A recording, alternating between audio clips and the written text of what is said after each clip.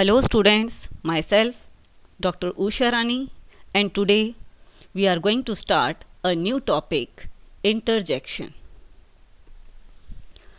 What? Hurrah! Shh! ऐसे words हम अपनी लाइफ में बहुत सुनते हैं. लाइक टीचर आपको कह रहे हैं ब्रिलियंट, गुड. तो ये वर्ड्स हैं क्या?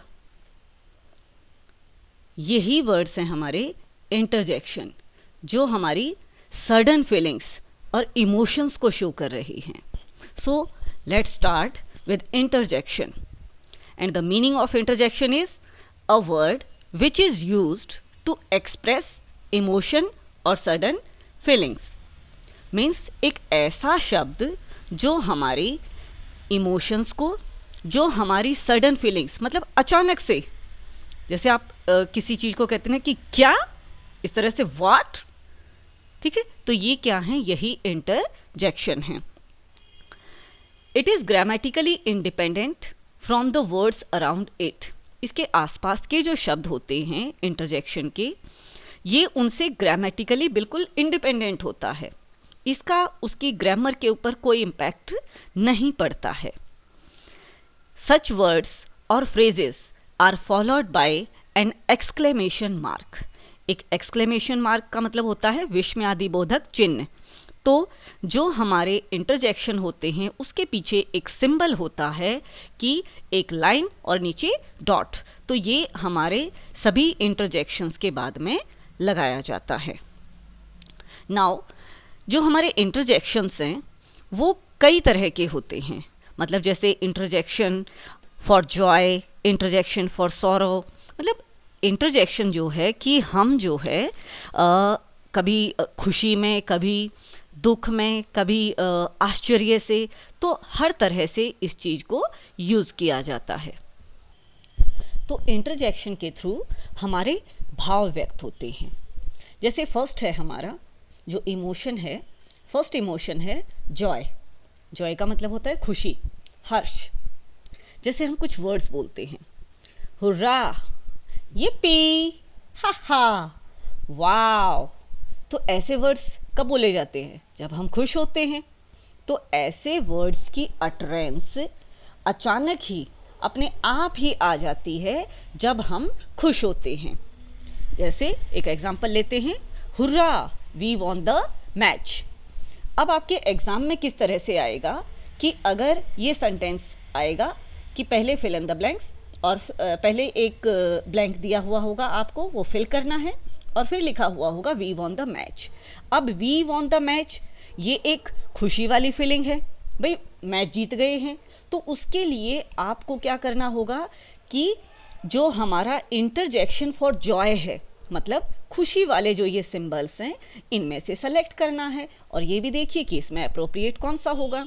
हुर्रा या हुर्रे, HURRAY, ये हुर्रे भी हुर्रा के लिए ही यूज़ किया जाता है.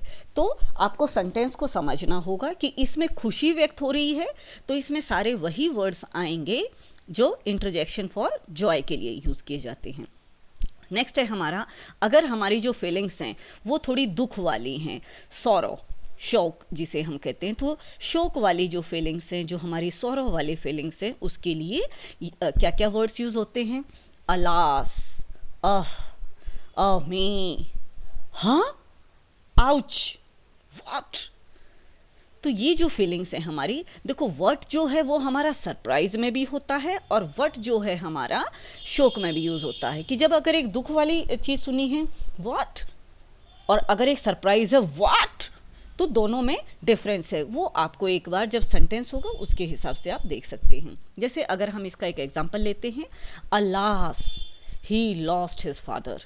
ठीक है, अब फादर को खोया है उसने, तो ये क्या है? एक शोक है, एक दुख है. तो इसके लिए क्या वर्ड यूज़ किया है यहाँ पर? अलास. नेक्स्ट है जैसे हमारा सरप्राइज. तो this one is interjection for surprise. Surprise का मतलब होता है आश्चर्य. इसके लिए जो वर्ड्स यूज़ किए जाते हैं, oh, what, good god, good heavens. तो मतलब जब आप अचानक से कोई चीज़ आपके सामने ऐसी आती है तो आप अचंभित रह जाते हैं, सरप्राइज है. Oh what a glorious victory. ठीक है, तो ये सब क्या है, हमारे सरप्राइज वाले जो सेंटेंसेस होंगे उसमें अगर हमें कोई इंटरजेक्शन लगाना है तो वो इनमें से लगेगा। अगर सोरो वाला हमारा कोई सेंटेंस है, तो जैसे हमने सेंटेंस लिया था ही लॉस्ट हिज फादर, तो दुख वाली चीज़ है, हमें सेंटेंस पढ़ के पता चल रहा है। अब जो आपको ब्लैंक दिया हुआ है, जो एग्ज़ाम में फिल करने के लिए दिया हुआ है, तो वहाँ पर हम पहले सेंटेंस को पढ़ेंगे और फिर देखेंगे कि इसके अंदर कि सेंटेंस क्या है, इंडिकेट कर रहा है कि खुशी का माहौल है, दुख का है या आश्चर्य है। उसके हिसाब से हम उसको फिलअप्स करेंगे। जैसे हमारा नेक्स्ट है अप्रूवल, मतलब हम किसी चीज़ को अप्रूव कर रहे हैं। जैसे Bravo, well done, brilliant, cheers, great. तो इस तरह की चीज़ें, जैसे हम कह रहे हैं कि brilliant, you did a good job, हम उसको कह रहे हैं कि हाँ तुमने जो काम था वो बहुत ही बेहतरीन तरीके से किया, बहुत अच्छी जॉब की है आपने, बहुत अच्छा काम किया है। तो ऐसी सिचुएशन में हम किन वर्ड्स का यूज़ करेंगे, जो अप्रूवल के लिए हमारे पास वर्ड्स हैं। लाइक हमने यूज़ किया ब्रिलियंट, ठीक है, वेल डन, ग्रेट। तो इस तरह के वर्ड्स हम ऐसे सिचुएशन में यूज़ करेंगे जहाँ पर अनुमोदन हो रहा है। नेक्स्ट है हमारा कंटेम्प्ट। कंटेम्प्ट का मतलब होता है जहाँ पर ग्लानि हो, मतलब उस चीज़ के लिए जो निंदनीय शब्द, जैसे फॉर शेम, फाय। तो इस तरह के शब्दों का हम इसके अंदर उपयोग करते हैं। 5 a soldier and afraid of war means छी। एक जो सोल्जर है वो और युद्ध से डर रहा है, तो इसके लिए जैसे हमने छी, फॉर शेम, मतलब जैसे कि हम थोड़े से ग्लानि भरे शब्द। तो कंटेम्प्ट का मतलब क्या है कि इस तरह के वर्ड्स जैसे छी, फॉर शेम। 5 का मतलब होता है बच्चे छी।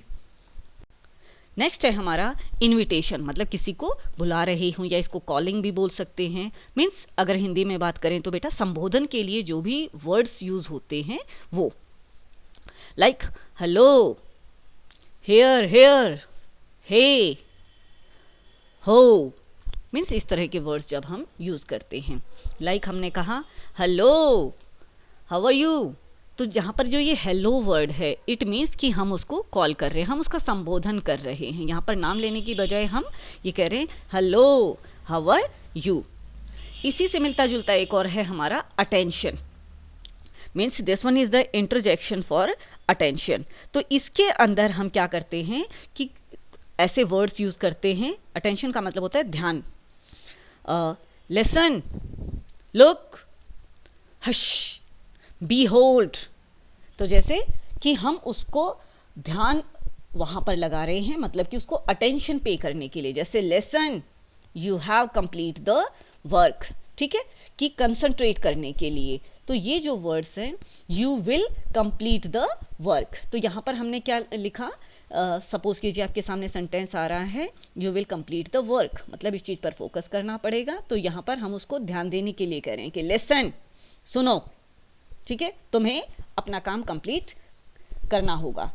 ओके, तो इस तरह के अगर हमें बेटा देखना क्या है कि जो हमें सेंटेंस दिया गया है उस सेंटेंस का मीनिंग क्या निकल रहा है, उस सेंटेंस के मीनिंग के अकॉर्डिंग हम क्या करते जाएंगे कि ये हमारा इंटरजेक्शन फॉर जॉय है, या हमारा सॉरो है, सरप्राइज है, कंटेम्प्ट है, या हमारा अप्रूवल का है, या इनविटेशन या कॉलिंग का है, या अटेंशन का है। तो इन चीज़ों को ध्यान में रख के हम इजीली फाइंड आउट कर सकते हैं कि इसमें कौन सा इंटरजेक्शन हमारा आएगा। तो इसी के साथ बेटा आई होप आपको टॉपिक क्लियर हो गया होगा। Thank you so much.